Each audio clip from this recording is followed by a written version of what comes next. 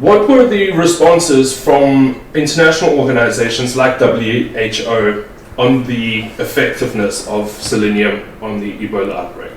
Well, the World Health Organization, or WHO, did a tremendous job in helping get this Ebola epidemic under control. But they had no treatment at the time.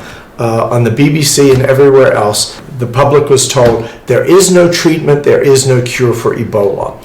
There is no treatment, there is no cure. That's the same thing that they had said in the beginning with HIV. There is no treatment, there is no cure. But I knew, while there was no cure, that there was a treatment. Because you have to ask, how does Ebola virus disease cause Ebola?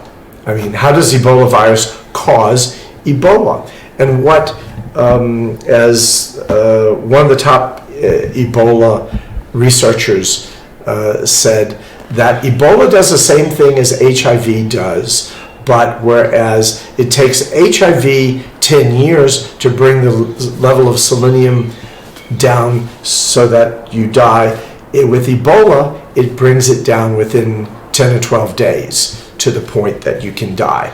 And what the Ebola is a very fast replicating virus as opposed to HIV. HIV is a lentivirus, a relatively slow virus, so it takes a long time to kill you. Whereas Ebola is a very fast replicating virus, and it uses up a lot of selenium.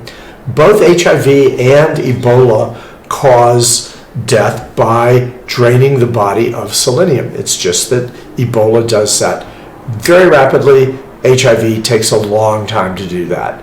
So by replacing selenium in your body that your immune system needs, it helps to overcome the draining of the selenium, the depletion of the selenium by the viral infection. So that's actually how selenium helps save your life, both with HIV and with Ebola virus disease.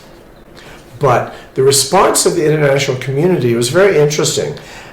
Even after the government, the Ministry of Health of Liberia, had shown in their Ebola treatment unit that selenium was effective, Médecins Sans Frontières, an international organization that helps in these kind of outbreaks all over the world, they didn't want to use it. I was very interested in talking with the head of the Ebola program for Médecins Sans Frontières in Liberia, because we were in the same meetings at the Ministry of Health, the emergency meetings that happened on a daily basis. And he said he'd been fighting Ebola for 25 years in the Congo and had never heard of selenium. Well, once you hear of something and it works, then you should start using it. But Médecins Sans Frontières chose not to use it. Of course, the World Health Organization knew nothing about it either.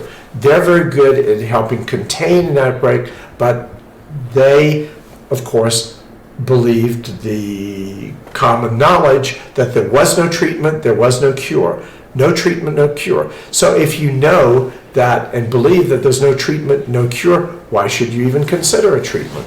Even though we proved it on the ground in the Ebola treatment unit.